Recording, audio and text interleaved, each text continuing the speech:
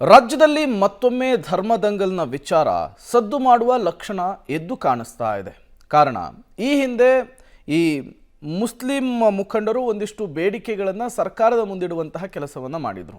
ಈಗ ಹಿಂದೂ ಪರ ಸಂಘಟನೆಯ ಕಾರ್ಯಕರ್ತರು ಕೂಡ ಸರ್ಕಾರದ ಮುಂದೆ ಒಂದಿಷ್ಟು ಬೇಡಿಕೆಗಳನ್ನು ಇಟ್ಟಿದ್ದಾರೆ. ಏನಪ್ಪಾ ಬೇಡಿಕೆ ಅಂದ್ರ ಇಲ್ಲಿದೆ ನೋಡಿ ಡೀಟೇಲ್ಸ್. ರಾಜ್ಯದಲ್ಲಿ ಮತ್ತೆ ಶುರುವಾಯ್ತಾ ಧರ್ಮದಂಗಲ್. ಸರ್ಕಾರದ ಮುಂದೆ ಹಿಂದೂ ಮುಸ್ಲಿಮರಿಂದ ಬೇಡಿಕೆ. ರಂಜಾನ್ ಮತ್ತು ಶಿವರಾತ್ರಿಗೆ ರಜೆ ವಿನಾಯಿತಿಗೆ ಮನವಿ. ರಾಜ್ಯದಲ್ಲಿ ತಣ್ಣಗಾಗಿದ್ದ ಧರ್ಮದಂಗಲ್ ಮತ್ತೆ ಸೈಲೆಂಟ್ ಆಗಿ ಮುನ್ನೆಲೆಗೆ ಬಂದಿದೆ. ರಂಜಾನ್ಗಾಗಿ ಆ ಸಮುದಾಯದ ಉದ್ಯೋಗಿಗಳಿಗೆ ನಿತ್ಯ 1 ಗಂಟೆ ಅನುಮತಿ ನೀಡುವಂತೆ ಸಿಎಂಗೆ ಪತ್ರ ಬರೆದ ಬೆನ್ನಲ್ಲೇ ಈಗ ಹಿಂದೂ ಸಮುದಾಯದ ಮುಖಂಡರು ಕೂಡ ಸರ್ಕಾರದ ಮುಂದೆ ಬೇಡಿಕೆ ಇಡಲು ಮುಂದಾಗಿದ್ದಾರೆ. ಹೌದು, ತೆಲಂಗಾಣ, ಆಂಧ್ರ ಪ್ರದೇಶದಲ್ಲಿ ಸರ್ಕಾರ ಸ್ವಯಂ ಪ್ರೇರಿತವಾಗಿ ಮುಸ್ಲಿಂ ಸಮುದಾಯದ ಉದ್ಯೋಗಿಗಳಿಗೆ ರಂಜಾನ್ ಸಮಯದಲ್ಲಿ ನಿತ್ಯ 1 ಗಂಟೆ ವಿನಾಯಿತಿ ಕೊಟ್ಟಿದೆ.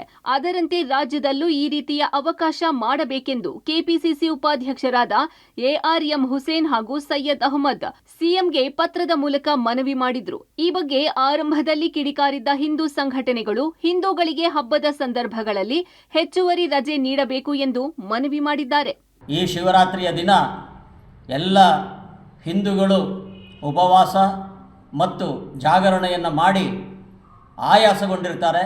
ಆದ್ದರಿಂದ ಮಾರನೇ ದಿನವನ್ನು ಕೂಡ ಶಿವರಾತ್ರಿಯ ಪ್ರಯುಕ್ತ ಸರ್ಕಾರಿ ರಜೆಯನ್ನು ಘೋಷಿಸಬೇಕು ಅಂತೇಳಿ ನಾನು ಸರ್ಕಾರವನ್ನು ವಿನಂತಿಸ್ತೇನೆ. ಶಿವರಾತ್ರಿ ವೇಳೆ ಜನ ಜಾಗರಣೆ ಮಾಡುವ ಕಾರಣ ಮರುದಿನ ಕೆಲಸ ಕಾರ್ಯಗಳಲ್ಲಿ ತೊಡಗಲು ಸಮಸ್ಯೆಯಾಗಲಿದೆ. ಜೊತೆಗೆ ಮರುದಿನ ಪೂಜೆ ಕೈಂಕರ್ಯಗಳು ಮುಂದುವರಿಯುತ್ತವೆ. ಈ ಕಾರಣ ಶಿವರಾತ್ರಿ ಮರುದಿನವೂ ಹಿಂದೂ ಉದ್ಯೋಗಿಗಳಿಗೆ ರಜೆ ನೀಡಬೇಕೆಂದು ಮನವಿ ಮಾಡಿದ್ದಾರೆ. ಈ ಸಂಬಂಧ ಸರ್ಕಾರ ಮತ್ತು ಸಿಎಂಗೆ ಮನವಿ ಮಾಡಿರುವ ಸಂಘಟನೆಗಳು ಪ್ರತಿ ವರ್ಷ ಕೂಡ ಇದು ಜಾರಿಯಲ್ಲಿರುವಂತೆ ಆದೇಶ ಹೊರಡಿಸಬೇಕೆಂದು ಮನವಿ ಸಲ್ಲಿಸಿದ್ದಾರೆ.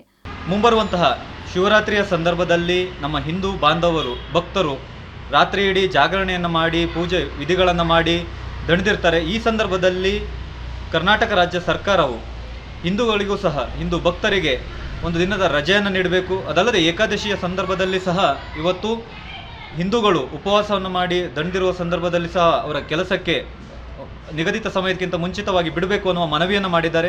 ಕರ್ನಾಟಕ ರಾಜ್ಯ ಸರ್ಕಾರಕ್ಕೆ ಸಹ ಈ ಸಂದರ್ಭದಲ್ಲಿ ಮನವಿಯನ್ನು ಮಾಡ್ತೇವೆ.